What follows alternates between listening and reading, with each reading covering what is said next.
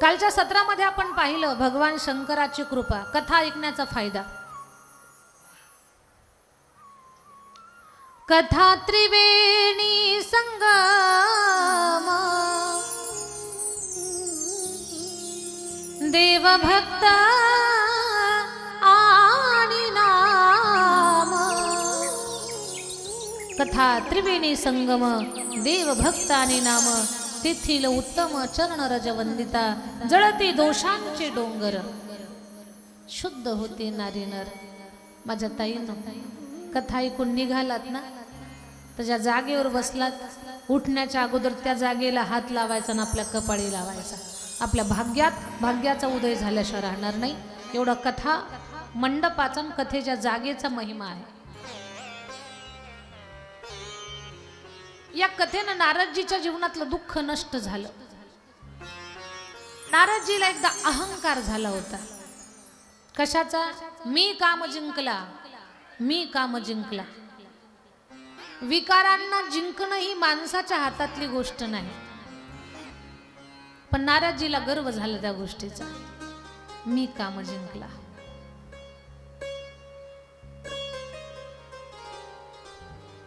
भगवंताची माया फार निराळी आहे। नारदजीला निर्माण झालेला अहंकार संपवण्यासाठी भगवान परमात्मानं मायावी नगर तयार केलं। त्या नगराचं नाव श्रीनिवासपूर। त्याचा राजा शीलनिधी आणि तिथं त्याची मुलगी विश्वमोहिनी। बोलणं लक्ष देऊ नाही का? भगवंताची माया नारदजीला कळली नाही, आपल्याला कळलं काय? मग माया कळण्यासाठी मायापतीला शरण जा, जो विश्वाचा मालक आहे, तो भगवान। आणि एकदा असंच, आता विषय निघाला मायेचा म्हणून सांगते। एकदा नारदजीची इच्छा झाली होती, काय म्हणे, देवा मला तुझी माया पाहायची। नारदजी काय म्हणतात, देवा मला तुझी माया पाहायची आहे। भगवान म्हटले, नारदजी काही हरकत नाही, एक दिवस दाखवतो माया। आणि एक दिवस नारदजी आणि भगवान कृष्ण भगवान दोघ जण वनामध्ये फिरत होते। वनामध्ये फिरताना कृष्ण भगवान म्हणतात, नारदा मला खूप तहान लागली, जवळच जरा सरोवर आहे, पाणी घेऊन येता का? नळेगाव ऐकता ना तुम्ही? पाणी घेऊन येता का? नारदजीनं झारी घेतली, कमंडलू घेतला, पाणी आणायला गेले। पाणी आणायला गेले, नदीच्या काठावरती पाणी भरतायत। कोण? नारदजी। तेवढ्यामध्ये एक सुंदर राजकुमारी आपल्या मैत्रिणींना घेऊन नदीच्या काठावर आलेली होती। नारदजी झारीत पाणी भरत होते आणि राजकुमारी ओंजळीत पाणी घेत होती।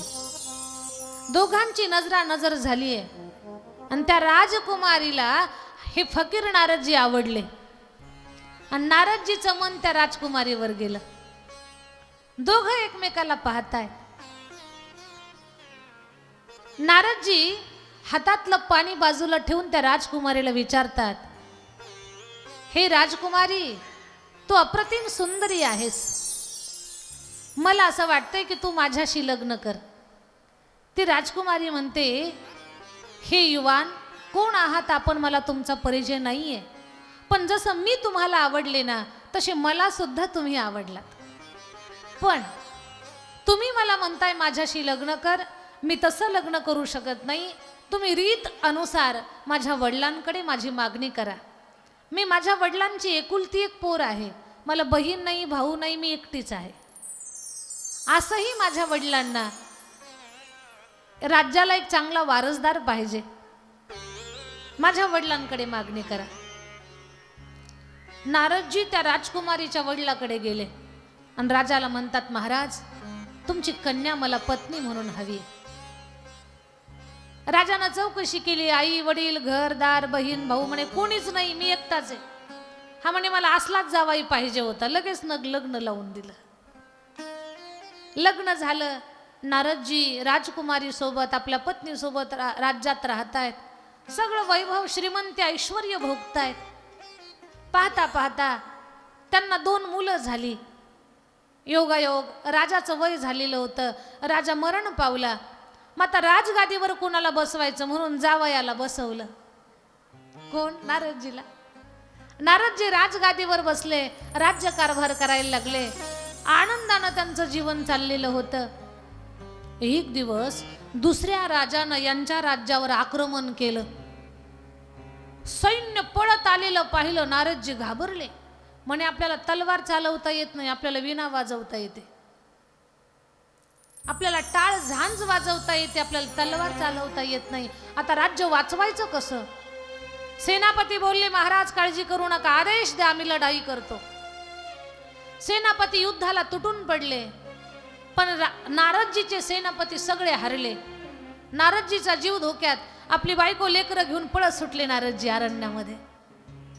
एक लेकरू खांद्यावर, एक कडेवर, बायकोला हाताला धरलं. पळतात पळतात पळतात पळतात.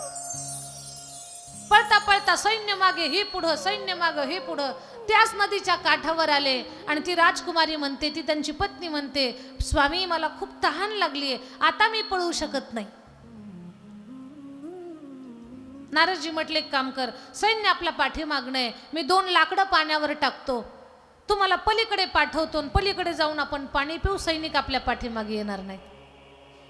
पाण्यावर 2 लाकडं टाकली. बायको लेकरं त्याच्यावर मांडली. नारदजी उडी मारणार तेवढ्यात हातातलीच नाव सटकली. नावेत पत्नी लेकरं पाण्यात बुडायला लागली. नारदजी हाताने पकडण्याचा प्रयत्न करतात. माझ्या पत्नीला वाचवा, माझी लेकरं वाचवा, प्रिये सखे, हे सौभाग्यवती, हे सती, मला अशी सोडून पाण्यात जाऊ नको. मोठ्या मोठ्यानं नारदजी रडायला लागले. नारदजीचा जीव कासावीस होऊ लागला. ढसाढसा रडतायत, बेचैन झाले. डोळ्यासमोर बायको लेकरं पाण्यात बुडलेली पाहिली नारदजीनं आणि मोठ्या मोठ्यानं नारदजी रडतायत. तेवढ्यात कृष्ण भगवान आले आणि खांद्यावर थाप दिले. नारदा, पाणी कधी आणता? आणि मग नारदजी शुद्धीवर म्हणे, देवा मी पाणी आणायला आलो होतो. म्हणे, हो तुम्ही पाणीच आणायला आले होते. म्हणे, मग पाणी आणायच्या एवढ्या वेळेत माझं लग्नही झालं, राज्यही भेटलं, लेकरही झाली, राज्यावर आक्रमणही केलं, बायकोही पाण्यात गेली, लेकरं पायानं गेली, मी मोठ्या मोठ्या रडू लागलो, हे नेमकं काय? भगवान म्हटले, हीच तर माझी माया आहे, जी कळण्याच्या पलीकडची आहे. काय होती ती? माया होती. भगवंताची माया साधारण जीवाला कळू शकत नाही. माया नारदजी मायेतून वाचवू शकले नाही. आपली काय कथा आहे?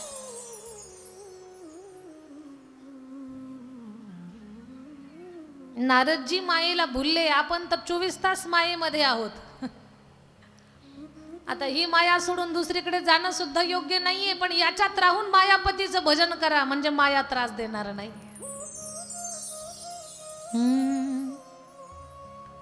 रे माया तेरी बहुत कठिन है राम, रे माया तेरी बहुत कठिन है राम, माया तेरी बहुत कठिन है राम, माया तेरी बहुत कठिन है राम। भगवान की माया बहुत न्यारी है, निराली है, साधारण जीवों के समझ में न आने वाले हैं। भगवान और उसकी माया, दुख में सुख दिखला के बनाती, बड़ों बड़ों को गुलाम, रे माया तेरी बहुत कठिन है राम, माया तेरी बहुत कठिन है राम, माया तेरी बहुत कठिन है राम, माया तेरी बहुत कठिन है राम, माया तेरी बहुत कठिन है राम, माया तेरी बहुत कठिन है राम। संतों ने बताया है भगवान की माया कैसी है और हर जीव माया में कैसे फंसता है। रक्त मांस हड्डी के ढेर पर मढा हुआ है चाम. काय आहे आपल्या आतमध्ये? रक्त आहे, मांस आहे, हाडं आहेत.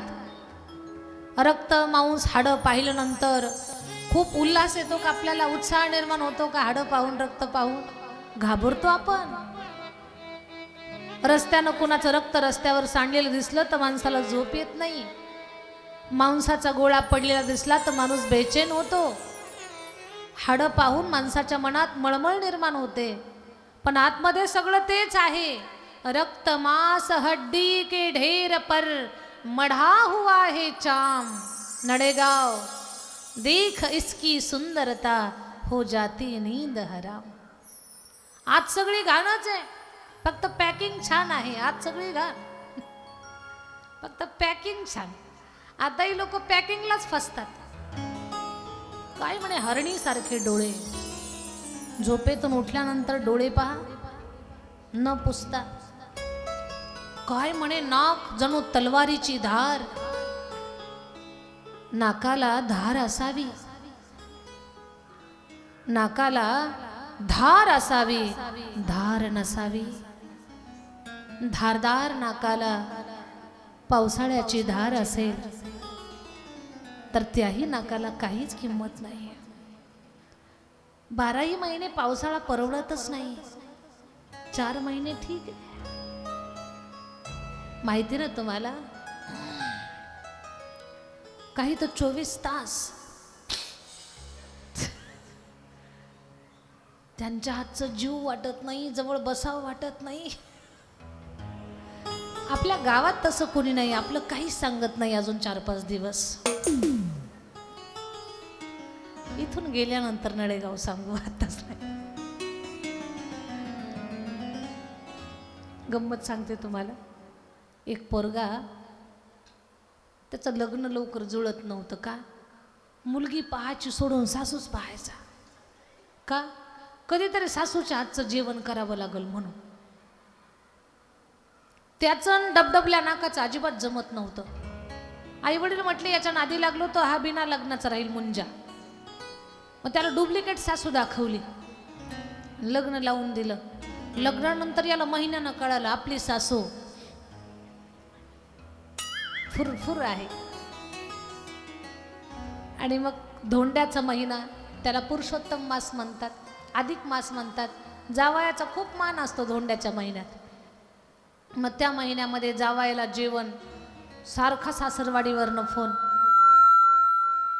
योगेश मामा धोंडा आलेला आहे यावर्षी तुमचा. सारखा जावयाला फोन, जावाई बुवा कधी येता धोंडा जेवायला. आणि ते जावाई सारखं टाळायचे. पण सासू सासऱ्याने मग पोरीला फोन केला, म्हणे पप्पे तुझ्या मालकाला 2 आठवडे झाले फोन लावतो, ते काही येतच नाही जेवण करायला. मुलगी म्हटली आई काळजी करू नको, मी विचारते त्यांना. पोरीनं विचारलं, का हो? माझे आई वडील 2 आठवडे झाले तुम्हाला जेवायला बोलावतात, तुम्ही जेवायलाच जाईनात का बरं? तो फार चतुर होता जावाई. तो म्हटला, हे बघ तुझे आई वडील म्हातारे झालेले आहेत आणि म्हाताऱ्या माणसांना त्रास देणं हे माझ्या बुद्धीला पटत नाही. ते म्हटले कशाचा त्रास? म्हणे तेच चुलीजवळ बसा, स्वयंपाक करा, पोळ्या करा, भाजी करा, आमटी करा, खीर करा, वडी करा, कढी करा. हे कोण्या देवानं शिकवलं? ते म्हटली टेन्शन घेऊ नका, सगळा स्वयंपाक मी करते पण तुम्ही चाला. तो म्हटला आलोच. तू जर स्वयंपाक करणार असशील आणि तुझ्या आईला त्रास देणार नसशील तर मी जेवायला येतो.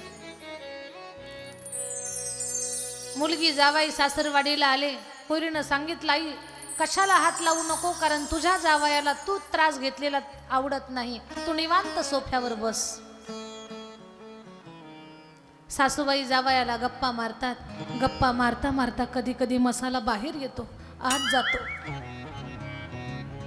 जावयाला टेन्शन येते ते सगळं पाहून. पोरीनं सगळा स्वयंपाक केला, पुरणाची पोळी केली, दूध मसाला दूध बनवलं, सगळं सगळं केलं. भजे कुरडई पापड सगळं बनवलं. जेवणाचं ताट आता तयार झालं, पण सासूची ट्यूबलाईट पेटली. सासू म्हटली पप्पे सगळा स्वयंपाक झाला पण आमरस राहिला आणि माझ्या लाडक्या जावयाला आमरस मीच बनवणार. सासून फ्रीज मधले आंबे काढले, धुवून घेतले, चीक बाजूला काढला आणि एक एक आंबा सासू चुरायला लागली. जात सासूची आहे, देवाचं भजन करणार नाही पण जावयाला वर्णन केल्याशिवाय राहणार नाही. आंबे चुरता चुरता जावयाचं गुणगान गाऊ लागली. जावयाला गाणं म्हणता म्हणता अगदी कंट्रोलच्या बाहेर जात होतं. पण मग ते मागे ओढता ओढता जाईना, रुमाल काही सापडना, मनगटाचाच रुमाल केला फुर. No, no, no, no.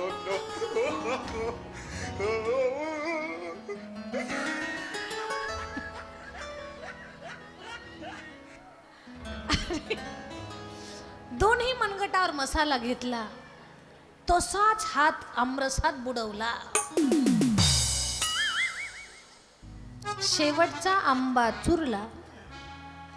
जशी आंब्याची कोय सटकली, रसाची धार सासूच्या नाकात. आछ! तोफेतून गोळा सटकला, आमरसात पडला. आणि हे सगळं जावयानं पाहिलं. पंचपक्वान्नाचं ताट जावयाच्या पुढं.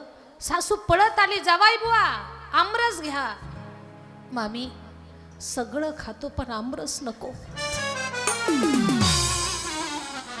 जावाई असं करू नका, सासऱ्यानं तालुक्यावरनं आंबे आणले, गवळी मामा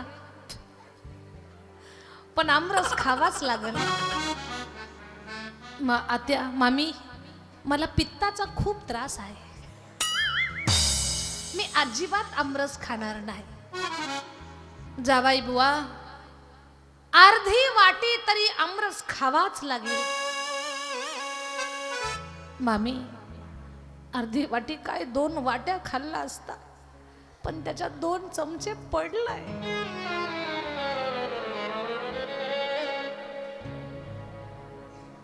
सासूच्या लक्षात आलं प्रकरण जास्त लांबवावं तर आपलं चांगलं टील.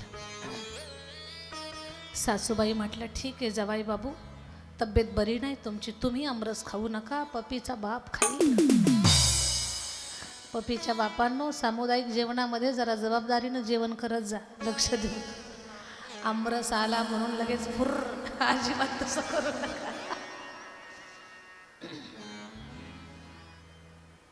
आपण फक्त म्हणतोय नाक म्हणजे तलवारीची धार, पण आतमध्ये घाण आहे. कानात घाण, तोंडामध्ये घाण, सगळं शरीर घाण, फक्त पॅकिंग छान. हीच भगवंताची माया आहे. अरे माया तेरी बहुत कठीण है राम. भगवंताची माया ही कळण्याच्या पलीकडची आहे. नारदजी मायेला फसले, आजही प्रत्येक जीव मायेला फसतोय. मग सौंदर्याची माया असेल, धनाची माया असेल, पदप्रतिष्ठेची माया असेल, एखाद्या अलौकिक वस्तूच्या प्राप्तीची माया असेल, ही मायाच तर आहे. ही माया तरण तारण होणं एवढं सोपं नाहीये. विश्व मोहिनीला पाहिलंय आणि नारदजी भरून गेले. तिला प्राप्त करण्यासाठी विष्णूचा धावा केला, नारायण प्रकट हो जा. नारायण ने कहा नारद जी क्यों हमें बुला रहे हो, भगवान मुझे सुंदर बना दो. नारद जी कितना सुंदर बनाओ, बहुत ही सुंदर बनाइए, कितना सुंदर. बोले आपके जैसा सुंदर. नारद जी मेरे तो अनेकों रूप है, कौन सा रूप दे दूं मैं आपको. भगवान मुझे हरि रूप दे दो. तथास्तु. हरि रूप का मतलब है बंदर का रूप. नारद जी पूरे सुंदर बन गए लेकिन मुंह में बंदर बने. नारद जी अख्खे सुंदर, हळदीच्या गाभ्यासारखा देह, सोन्यासारखी कांती, अख्खे सुंदर, फक्त तोंडात बंदर. विश्व मोहिनीनं त्यागलं नारदजीला. सावळ्या रंगाच्या राजकुमाराच्या गळ्यात वरमाला घातली. नारदजी रागानं निघून गेले, पण जाताना पाहिलं नारायणानं विश्व मोहिनी घेऊन गेले. नारदजीला राग आला. देवा, जिला मला प्राप्त करायचं होतं तिला तुम्ही घेऊन निघालात. जसा तुम्ही तिचा माझा वियोग केला ना, माझा शाप आहे तुम्हाला, तुमचा आणि तुमच्या पत्नीचा वियोग होईल. देवा, माझं तोंड वानराचं बनवलंय तुम्ही, याच वानर जातीची मदत तुम्हाला घ्यावी लागेल.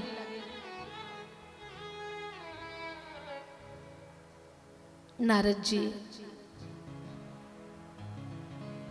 शाप देतात नारायणाला आणि शाप दिल्याबरोबर सगळी माया अदृश्य होते. नगर नाही, ती विश्वमोहिनी नाही, काहीच नाही, फक्त एकटे नारदजी आणि नारायण. देवा, हे कुठं गेलं सगळं? नारदजी, ही माया होती, हे सत्य नव्हतं, हा भास होता, भास. आणि खरंच आपण जे जगतो ना ते भासामध्येच जगतोय. आठवून सांगा मला नळेगाव, कुणीही खोटं बोलायचं नाही. खोटं बोलाल तर तुम्हाला शेजाऱ्याची शपथ आहे. खरं बोला मला. 200 वर्ष अगोदर आपल्यापैकी किती लोक नळेगाव मध्ये होते? 200 वर्ष अगोदर एक तरी हात उंच करा. नाही. 200 वर्ष अगोदर आपल्यापैकी कोणीच नव्हतं इथे.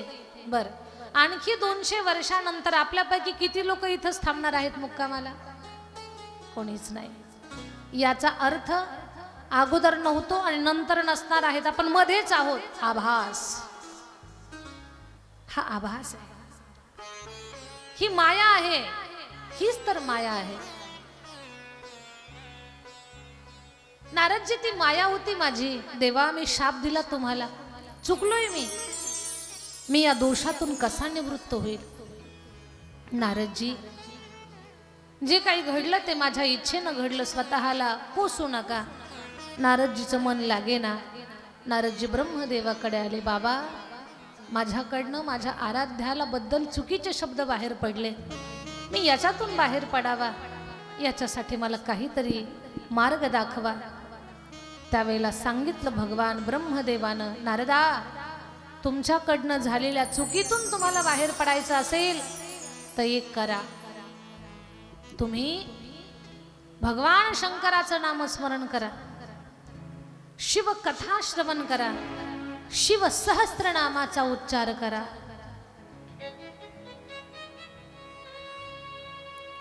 शिव नाम जपले सहारा मिलेगा, शिव नाम जपले सहारा मिलेगा, शिव नाम जपले सहारा मिलेगा, शिव नाम जपले सहारा मिलेगा.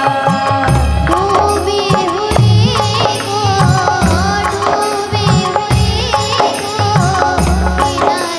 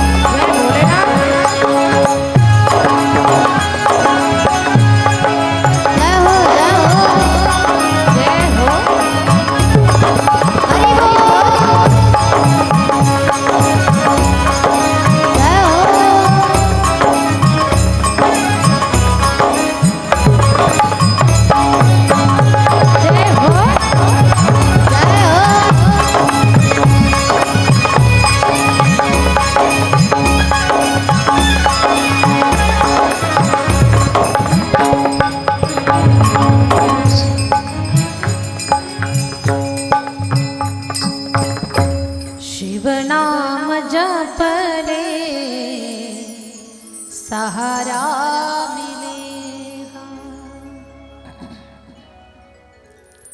नारदजीला सांगितलं भगवान शंकराचा नामजाप करा, शिव सहस्त्रनामाचा उच्चार करा. नळेगावकर लक्ष देऊन ऐका.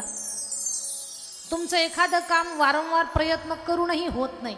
असं कधी कधी असतं पहा, एखादं काम हाताला धरतो आपण, ते होतच नाही काम, खूप प्रयत्न करतो, कामच होत नाही, सारख्या अडचणी येतात, असं वाटतं आत्ता होईल पण होईना.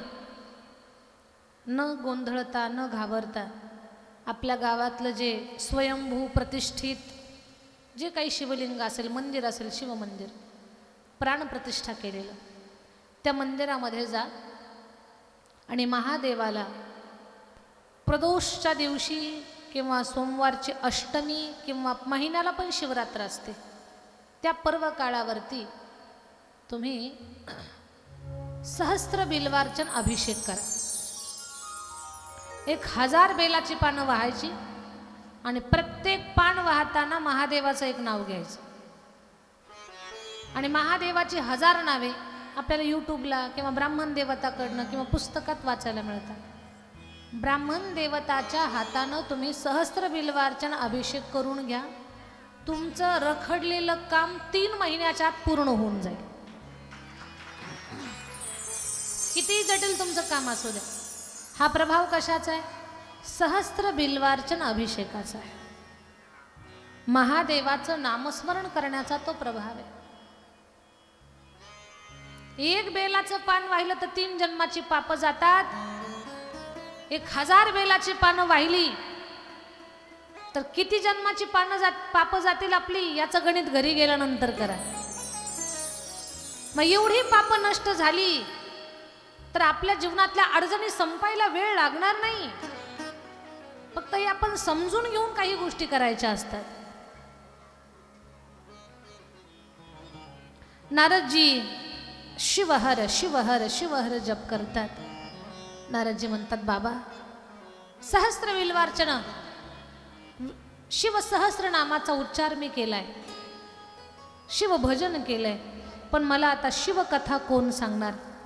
ब्रह्मदेव म्हटले मी स्वतः सांगतो. ब्रह्मदेव आता नारदजीला स्वतः कथा सांगणार आहेत. आणि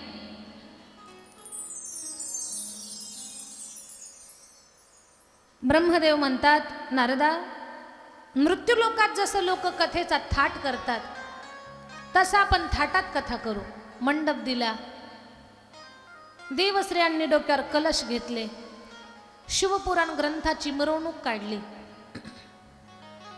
स्वतः ब्रह्मदेव कथा सांगण्यासाठी बसले. ब्रह्मन् ब्रह्मस्वरूपज्ञ पितामहं जगत्प्रभो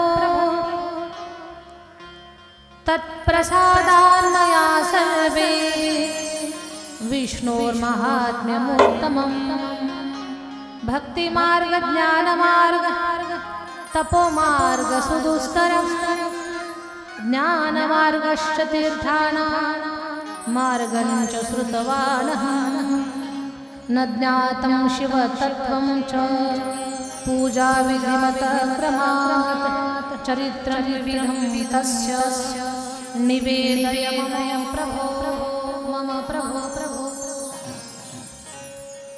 आता ब्रह्मदेव नारदजीला शिव महापुराण कथा सांगणार आहेत. पण अगोदर ब्रह्मदेव म्हणतात ही सृष्टी निर्माण कशी झाली ते ऐका. सृष्टी कशी निर्माण झाली? ब्रह्मदेवानं सांगितलं युगांचे 4 प्रकार आहेत. सत्ययुग, त्रेतायुग, द्वापारयुग आणि कलियुग. सत्ययुगाचं आयुष्य आहे 17,28,000 वर्ष. त्रेतायुगाचं आयुष्य आहे 12,96,000 वर्ष. द्वापारयुगाचं आयुष्य आहे 8,64,000 वर्ष आणि कलियुगाचं आयुष्य आहे 4,32,000 वर्ष. तुम्ही एवढं लक्षात नाही ठेवलं तरी चालेल, फक्त ऐका. 17,28,000 वर्षाच्या सत्ययुगामध्ये माणसं जगत होती 1,00,000 वर्ष. माणसाला 1,00,000 वर्ष आयुष्य होतं. त्रेतायुग आहे 12,96,000 वर्षाचं. 12,96,000 वर्षाच्या त्रेतायुगामध्ये माणसं 10,000 वर्ष जगत होती. द्वापार युगामध्ये माणसं 1,000 वर्ष जगत होती. आणि जी लोक 1000 वर्ष जगत होती ना, त्यांच्या घरात कमीत कमी 100 मुलं जन्माला येत होती. कौरव किती आहेत? 100. नंतर कलियुग चालू झाला. कलियुग आहे 4,32,000 वर्षाचं. 4,32,000 वर्षाच्या कलियुगामध्ये माणसाचं आयुष्य आहे 100 वर्षाचं. 100 कोणी जगतं का पण आता? नाही. त्याच्या मागचंही कारण आहे का? या कलियुगाचे 4 चरण पडतात. 4 चरण. कलियुगाच्या पहिल्या चरणामध्ये माणसं पूर्ण 100 वर्षाचं आयुष्य जगणार. कलियुगाच्या दुसऱ्या चरणामध्ये माणसं फक्त 50 वर्षाचं आयुष्य जगणार आहेत. कलियुगाच्या तिसऱ्या चरणामध्ये माणसाचं आयुष्य 25 वर्षाचं होणार आहे. आणि कलियुगाच्या चौथ्या चरणामध्ये माणसं 12.5 वर्षाचं आयुष्य जगणार आहेत. जेव्हा माणसं 12.5 वर्षाचं आयुष्य जगतील तेव्हा एवढी बुटकी असतील माणसं की हरभऱ्याच्या झाडाखाली बसून 1 कोर भाकरीचा तुकडा मिळवून खातील. जुन्या लोकांसारखी आता लोक धिप्पाट राहिली का? बलदंड राहिली का? तेवढं आयुष्य लोकांचं राहिलंय का आता? आता घरात अन्नधान्याचे पोते जेवढे भरलेले आहेत ना, तेवढे औषध गोळ्याचे भरलेले. जुनी लोक मनाचं पोतं पाठीवर घेऊन पळत होती. आता बाजारची पिशवी 4 जागेवर टेकवतात. पूर्वी हातात करडे घेतल्या तर तेल गाळत होते, आता मच्छरही मरत नाही. पूर्वी लिंबू फेकलं तर मिशीवर बसत होतं, आता लिंबू ठेवायला जागाच नाही. काळाच्या ओघामध्ये आता 100 कुणी जगत नाही, 50 कुणी मरत नाही. म्हणजे याचा अर्थ कलियुगाच्या दुसऱ्या चरणाकडे आपला प्रवास चालू झालेला आहे. हे 4 युग जेव्हा पूर्ण होतात तेव्हा ब्रह्मदेवाचा 1 दिवस आणि 1 रात्र पूर्ण होते. असे 30 वेळा ही युग गेली की ब्रह्मदेवाचा 1 महिना. असे 12 महिने गेले की ब्रह्मदेवाचा 1 वर्ष. असे 100 वर्ष गेले की ब्रह्मदेव बदलतात. असे 100 ब्रह्मदेव, 1000 ब्रह्मदेव बदलले की मग 1 कल्प होतो. आणि मग पूर्ण सृष्टी पाण्याखाली जाते. पूर्ण सृष्टीचा लय होतो, पूर्ण लय. जिकडे तिकडे पाणीच पाणी. मग या पूर्ण पाण्यामध्ये भगवान श्री भोलानाथाला त्यांचं निर्गुण रूप असतं. त्यांना असं वाटतंय की आता मी हे जगत निर्माण करावं, ही सृष्टी निर्माण करावी, अशी भगवान श्री शंकराला वाटतं. एकोहम बहुस्याम. मग निर्गुण निराकार भगवान शंकर शिव महापुराण या ग्रंथानुसार स्वतःला निर्माण करतात. सदाशिव स्वतःला निर्माण करतात. स्वतःला निर्माण केल्यानंतर सदाशिवानं स्वतःची एक शक्ती निर्माण केली. कारण शिव आहे, पण जोडीला शक्ती असेल तरच सृष्टीचा विस्तार होणार आहे. एकटा शिव किंवा एकटी शक्ती नाही, दोघं मिळून जी शक्ती निर्माण केली तिचं नाव शिवा. दोघांनी मिळून एक सुंदर नगर तयार केलं. त्या नगरीचं नाव आहे काशी नगरी. काशी नगरी फार सुंदर आहे. सुन भक्तों की पुकार. हे भजन सगळ्यांच्या परिचित आहे. आमच्या बरोबर म्हणा, ज्यांना खूप आवडत आहे त्यांनी उठून उभा राहून उड्या मारल्या तरी चालतील. सुन भक्तों की पुकार, होके नंदी पे सवार, काशी नगरी से आया है मेरा भोलानाथ.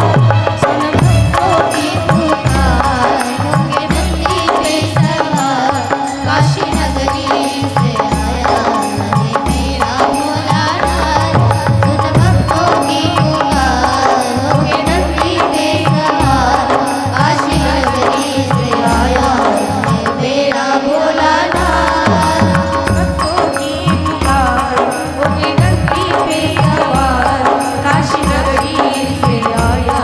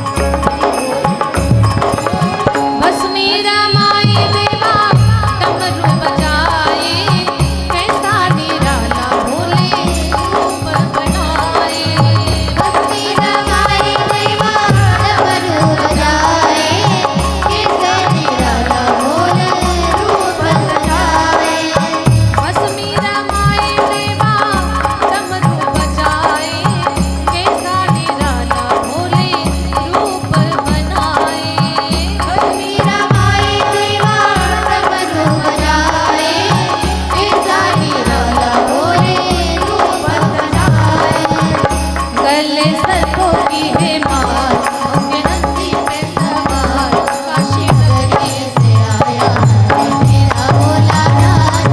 सुन भक्तों की पुकार, होके नंदी पे सवार, काशी नगरी से आया है मेरा भोला नाथ। सुन भक्तों की पुकार, होके नंदी पे सवार, काशी नगरी से आया है मेरा भोला नाथ। पुकार, होके नंदी पे सवार, काशी नगरी से आया है मेरा भोला नाथ। जय हो हरि बोल। जय हो।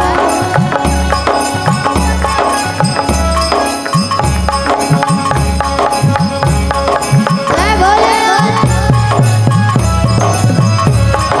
हरि बोल। जय हो। जय भोलेनाथ। जय हो।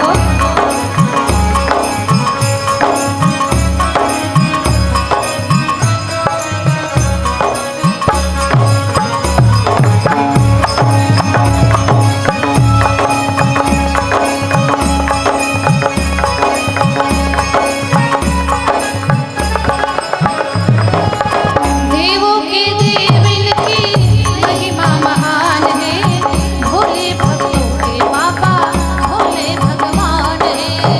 देवों की देव इनकी महिमा महान है, भोले भक्तों के बाबा भोले भगवान है। देवों के देव इनकी महिमा महान है, भोले भक्तों के बाबा भोले भगवान है। देवों के देव इनकी महिमा महान है, भोले भक्तों के बाबा भोले भगवान है। करने भक्तों का उद्धार, होके नंदी पे सवार, करने भक्तों का उद्धार, होके नंदी पे सवार। काशी नगरी से जय हो जय हो। मेरा भोला नाथ। सुन भक्तों की पुकार, होके नंदी पे सवार, काशी नगरी से आया मेरा भोला नाथ। भक्तों की पुकार, होके नंदी पे सवार, काशी नगरी से आया मेरा भोला नाथ। जय हो।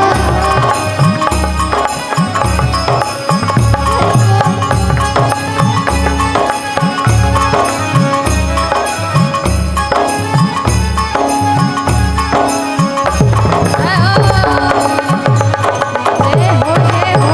हरि बोल।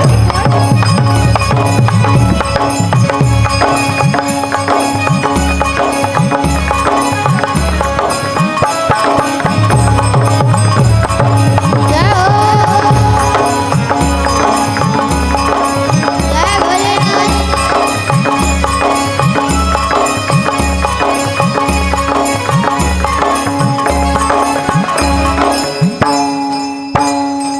जय हो राणा। जय हो जय हो। अवधूत चिंतन श्री गुरुदेव दत्त।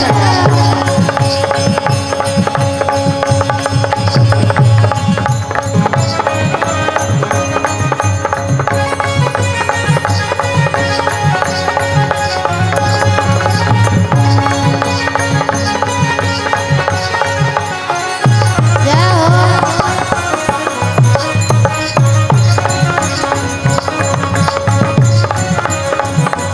जय हो।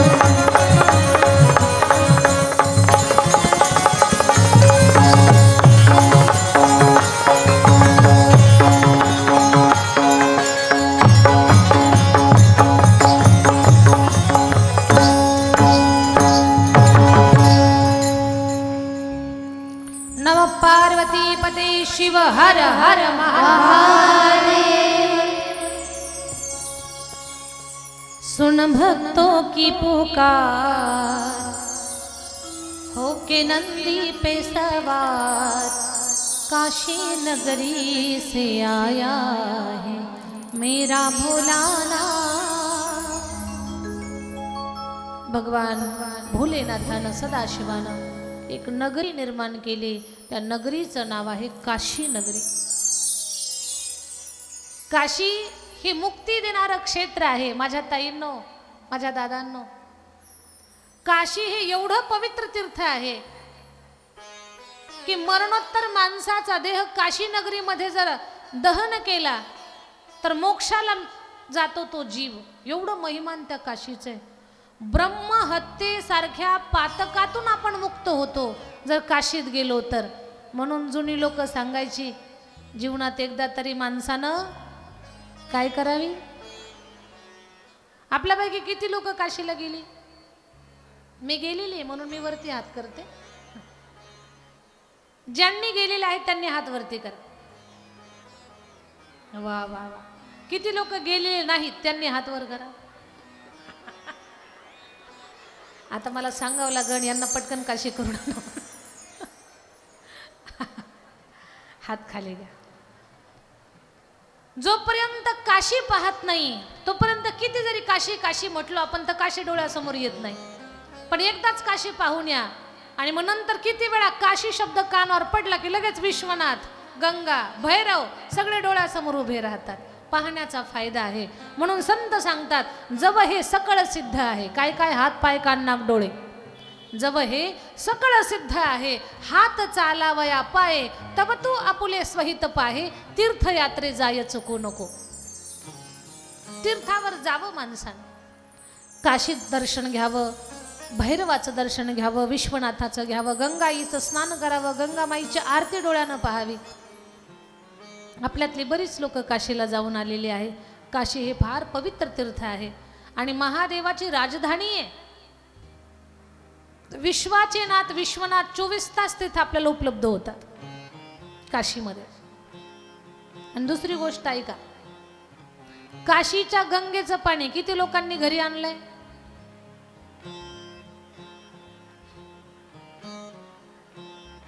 मी असं गेलो काही दचकले, हात खाली घेतले.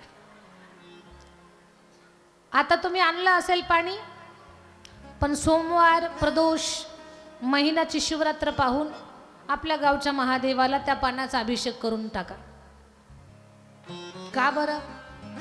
काशीमध्ये प्रत्येक जीवाचा प्रयत्न असतो की आम्हाला मुक्ती मिळावी. सगळ्या तीर्थाचं पाणी घरी आणतात पण काशीचं नाही आणत. त्याच्यात पण जीव असतात ना, छोटे छोटे जंतू असतात, त्यांनाही वाटतं आम्हाला मुक्ती मिळावी. तुम्ही पाणी घरी आणलं म्हणजे तुम्ही काही चूक केली असं नाही आहे, तो आपला श्रद्धेचा भाग आहे. पण जरी घरात पाणी ठेवलं असेल, आता त्याला एक दिवस पर्वकाळ पाहून, सोमवार पहा, शिवरात्र पहा, प्रदोष पहा, महादेवाचा अभिषेक करून टाका त्या पूर्ण पाण्यानं आणि महादेव तुम्हाला आशीर्वाद देतील. काशीची गंगा इथे आज तुम्ही मला त्याचा अभिषेक केला म्हणून महादेव तुम्हाला भरभरून आशीर्वाद देतील. सुंदर अशी काशी नगरी निर्माण केली. त्या सदाशिवानं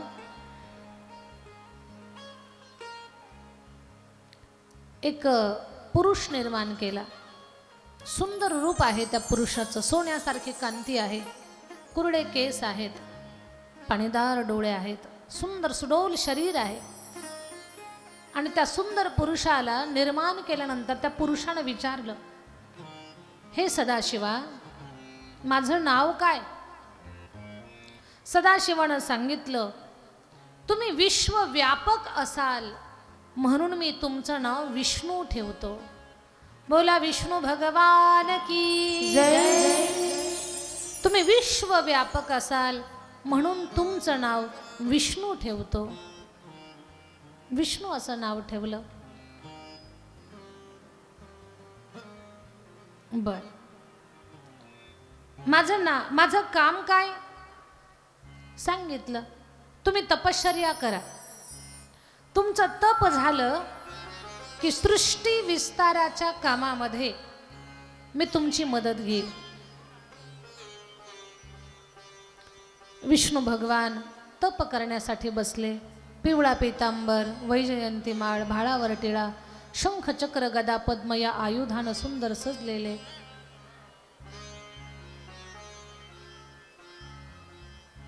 आणि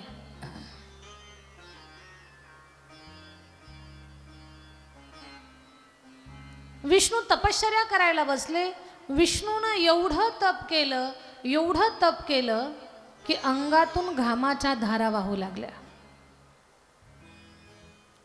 आणि अंगातून घामाच्या धारा वाहत असताना भगवान विष्णू योग निद्रेमध्ये गेले. योग निद्रेमध्ये सदाशिवानं विचार केला, मी विष्णूला तप करायला सांगितलं आणि ते योग निद्रेमध्ये गेले. मग सदाशिवानं दुसरा पुरुष निर्माण केला. पांढरी दाढी, पांढरं वस्त्र, श्वेत पुष्प हातामध्ये, वेदाचं पुस्तक, रुद्राक्षांची माळ, स्फटिकाची माळ, पूर्ण शुभ्र शुभ्र असं शरीर.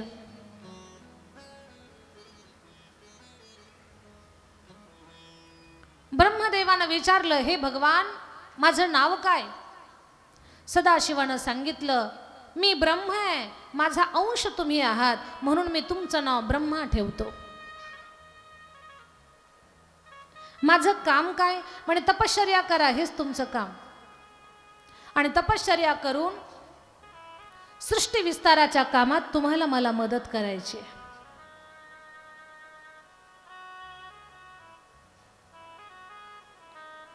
सृष्टी विस्ताराच्या कामामध्ये ब्रह्मदेव मदत करणार. ब्रह्मदेव तपश्चर्या करण्यासाठी बसले. पण तप करत असताना ब्रह्मदेवाला 5 मुख होती. पूर्व, पश्चिम, उत्तर, दक्षिण 4 दिशेला 4 आणि वरच्या दिशेला 1 मस्तक. ब्रह्मदेवाच्या 5व्या मुखामध्ये गर्व निर्माण झाला.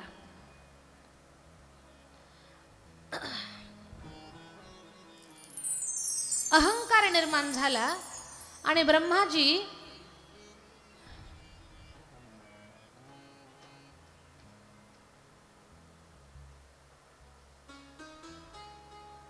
त्या 5व्या मुखाच्या द्वारे अहंकार अभिव्यक्त करतात. तप करायचं सोडूनच दिलं आणि विष्णूला उठवलं. विष्णू उठा, सदाशिवानं तपश्चर्या करायला सांगितली, तप करायला सांगितलं, तुम्ही झोपा काढता, उठा. एका सासूच्या 2 सुना असाव्यात.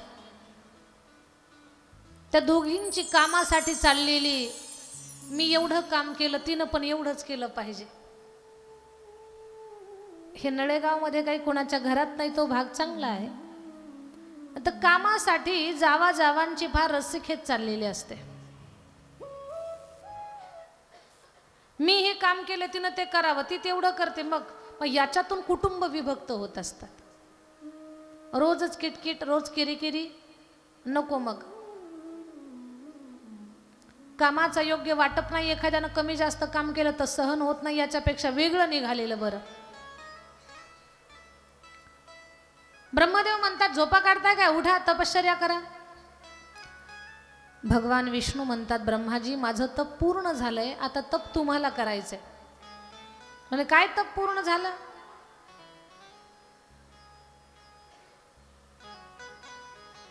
तप करा. विष्णू म्हणतात, ब्रह्माजी, तुम्ही लहान आहात माझ्यापेक्षा, तुम्हाला जास्त तप करायचे. ब्रह्मदेव म्हणतात, वा वा वा वा, मी तुमचा बेटा आणि तुम्ही माझे पिता. जरा 10 लोकांना विचारा, मुलगा म्हातारा आणि बाप तरुण असं कुठं असतं का? माझी पांढरी दाढी पहा, पांढरे केस पहा, पांढरी वस्त्र पहा, माझं शरीर पहा किती म्हातारा आहे. तुम्ही तरुण दिसता, युवान दिसता, स्वतःला बाप म्हणून घेता, मला बेटा म्हणता. विष्णू, हे चुकीचं बोलताय तुम्ही. तुम्हीच माझा बेटा आहात, मी तुमचा पिता आहे. विष्णू म्हणतात, नाही ब्रह्माजी, माझ्या नाभीतून कमल आणि त्या कमलात तुमची निर्मिती आहे. तुम्ही माझा पुत्र आहात, मी तुमचा पिता आहे. पण ब्रह्मदेवाला हे पटना. ब्रह्मदेव वाद करू लागले. कशासाठी? तू मोठा का मी मोठा? माझ्या ताई दादांनो, कथा फार साधी वाटते ही ऐकताना, की याच्यात असं काय आहे? याच्यात खूप मोठं मानवी जीवनाचं वर्म दडलेलं आहे. आज जगातलं भांडण सुद्धा याच कारणानं आहे, तू मोठा का मी मोठा. कोणीच लहान व्हायला तयार नाही. भांडण जर लागलं ना, आरे म्हणेपर्यंत दम लगेच कारे म्हणतो आपण, पण माघार घेत नाही. आणि ज्यांना अशा अडचणीच्या प्रसंगी माघार घेता येते, अशी माणसं शहाणपणानं जगतात. पहा, त्यांना जीवनाचं वर्म कळालं असा त्याचा अर्थ आहे. तू मोठा का मी मोठा, खरं तर जगात तेच मोठे आहेत जे मोठे असताना सुद्धा स्वतःला लहान म्हणून घेतात, ते जगात महान आहे. लहानपण एका देवा, लहानपण एका देवा, लहानपण एका देवा, लहानपण एका देवा, लहानपण एका देवा, लहानपण एका देवा, लहानपण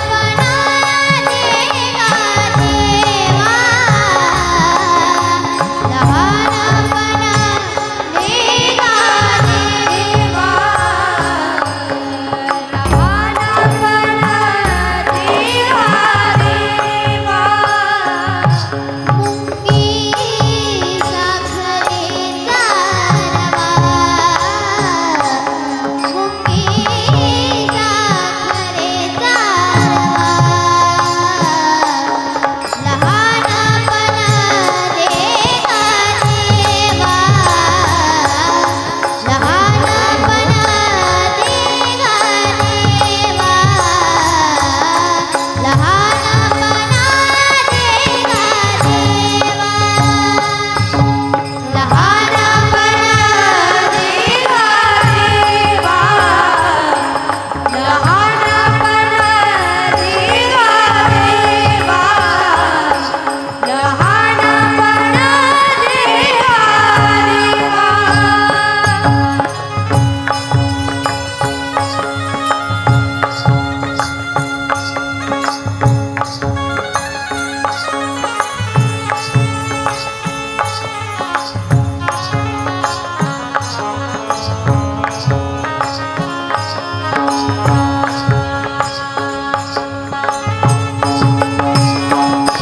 जय हो जय हो हरी बोल.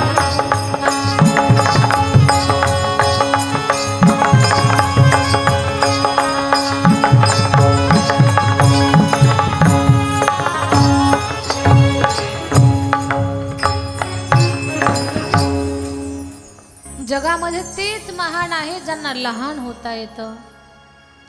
लहानपण देगा देवा, मुंगी साखरेचा रवा. ब्रह्मदेव म्हणतात मी मोठा, मी मोठा. भगवान सदाशिव विचार करताय, त्यांना तप करायला सांगितलं आणि हे वाद करताय. त्या दोघांचं भांडण मिटावं म्हणून सदाशिवानं मध्ये अग्निस्तंभ निर्माण केला. प्रचंड मोठा अग्निस्तंभ. ब्रह्म म्हणतात हे काय आहे? म्हणे हा अग्निस्तंभ आहे. ब्रह्माजी बोलले आता लगेच याच्यावरनच कळतंय तू मोठा का मी मोठा.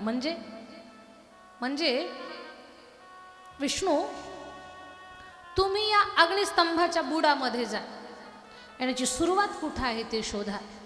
जर याची सुरुवात मिळाली तर समजायचं तुम्ही मोठे, आणि याचा शेवट मला सापडला तर मी मोठा, आणि ज्याला सापडणार नाही तो लहान.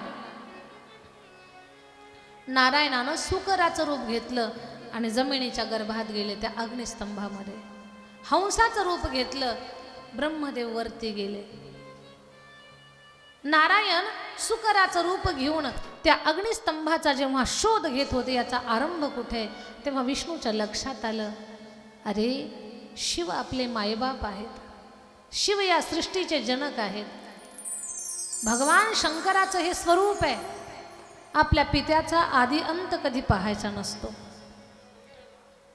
अर्ध्यातून वापस आले नारायण, आणि अर्ध्यातून वापस येऊन नारायण तपश्चर्या करायला बसले. पण ब्रह्मदेव काही वापसच येईनात. अहंकारी माणसं लवकर माघार घेत नाहीत. ब्रह्मदेव वापस येईनात. ब्रह्मदेव उंच उंच उंच निघाले, आणि मग ब्रह्मदेवानं विचार केला याचा अंत काही सापडत नाही, आणि मला तर काही बेटा व्हायचं नाही, काय युक्ती लढवू. मग ब्रह्मदेवानं युक्ती लढवली, म्हणजे आपण खोटं बोलू. एक विकार जर आपल्यामध्ये आला ना तर तो दुसऱ्या विकाराला लगेच सोबत आणतो. हे पाहुणे रावळेच आहेत. एक पाहुण्यानं घर गाठलं की दुसरा लगेच येतो त्याच्या पाठीमागे. अहंकार निर्माण झाला होता ब्रह्माजीला. आता खोटं बोलण्याची वृत्ती निर्माण झाली. म्हणे खोटं बोलू, पण खोटं बोलायला आपलं खोटं पचावं आणि पटावं याच्यासाठी साक्षीदारांची गरज आहे. खऱ्या बोलण्याला साक्षीदाराची गरज नसते, खोटं पचवण्यासाठी साक्षीदाराची गरज असते. सत्य हे सत्यच असतं. सत्य परेशान हो सकता है लेकिन सत्य पराजित नहीं हो सकता. सत्य परेशान होईल पण ते पराभूत नाही होऊ शकत. पण खोटं पचवण्यासाठी ब्रह्मदेवानं दोन साक्षीदार, एक गाय आणि दुसरा केतकी पुष्प, दोघांना घेतलं.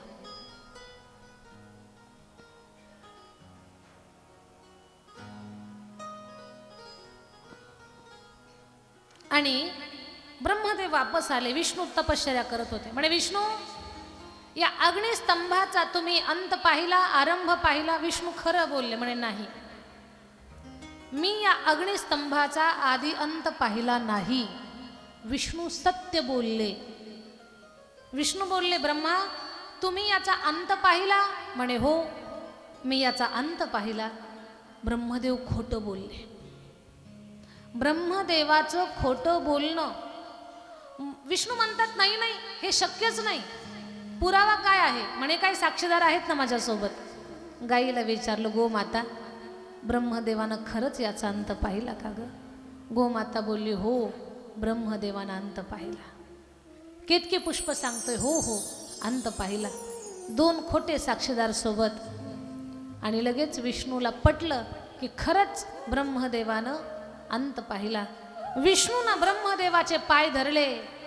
ब्रह्मा, तुम्ही माझे बाप, मी तुमचा बेटा. तुम्ही माझे पिता, मी तुमचा पुत्र. तुम्ही मोठे, मी लहान. मी दीन, तुम्ही महान. विष्णूनं जेव्हा ब्रह्मदेवाचे पाय धरले,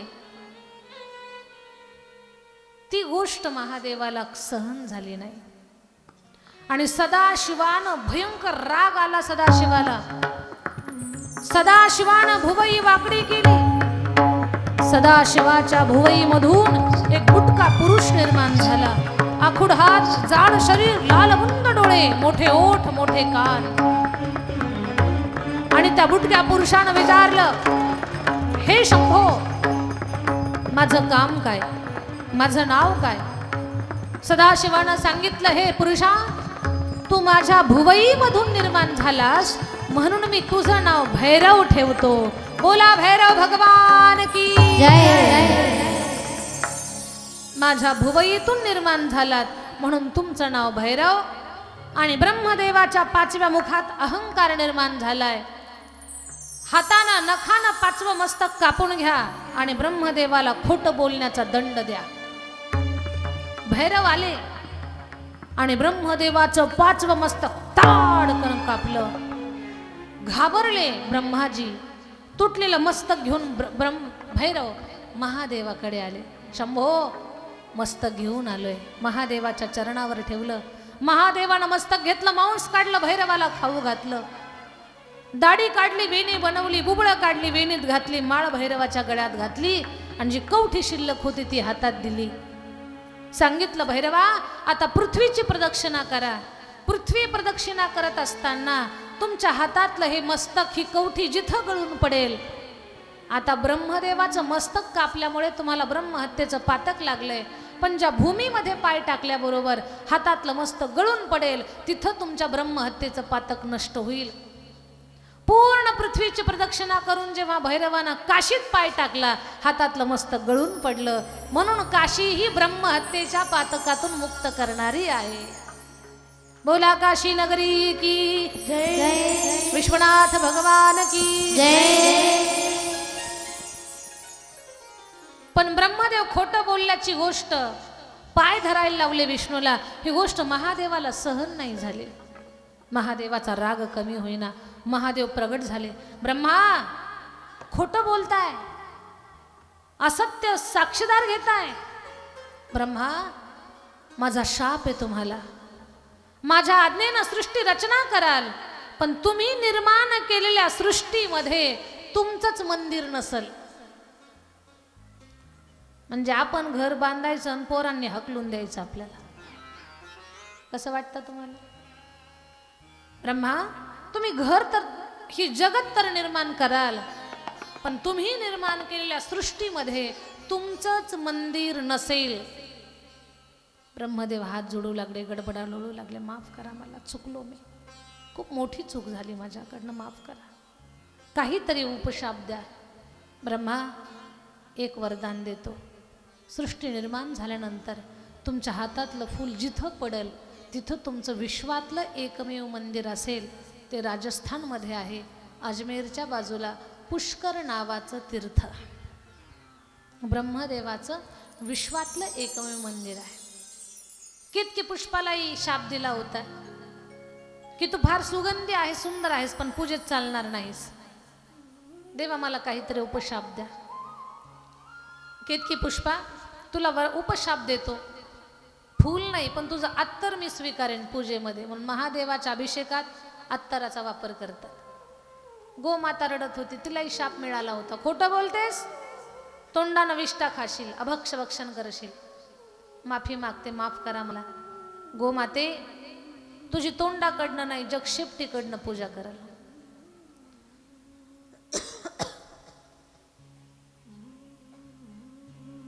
आणि तुझं दान करताना सुद्धा शेपटीकडून दान करतील, तोंडाकडून करणार नाहीत.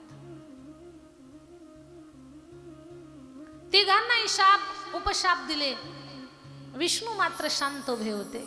महादेव म्हणतात, नारायणा, सत्य बोललात तुम्ही, अजिबात खोटं बोलला नाहीत. आणि तुम्ही सत्य बोलल्या कारणानं जगामध्ये तुमचं सत्यनारायण हे रूप लोक त्याची पूजा करतील. बोला सत्यनारायण भगवान की जय.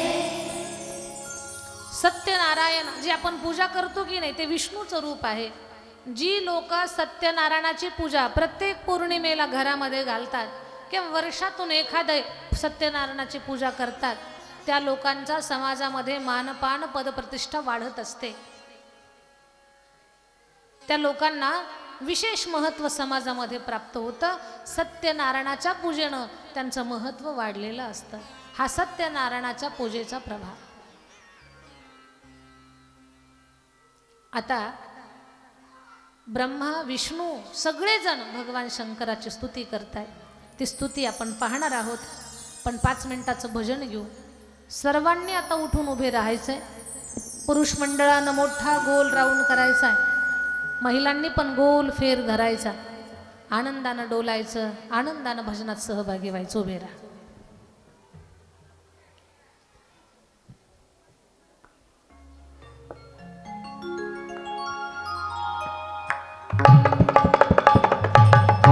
सर्वांनी उठून उभे राहा.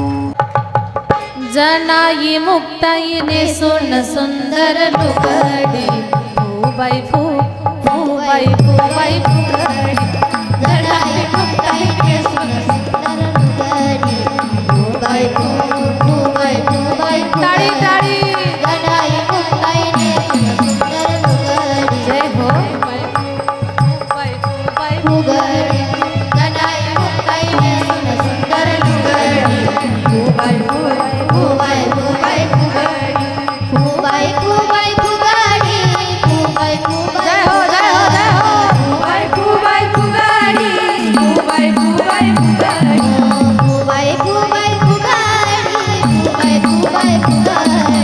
फूबाई फूबाई फुगडी फूबाई फूबाई ओ गणाई मुक्ताईने सोन सुंदर लुगडी फूबाई फूबाई फुगडी गणाई मुक्ताईने सोन सुंदर लुगडी फूबाई फूबाई फुगडी गणाई मुक्ताईने सोन सुंदर लुगडी फूबाई फूबाई गोपाल कृष्ण भगवान की जय अवधूत चिंतन श्री गुरुदेव दत्त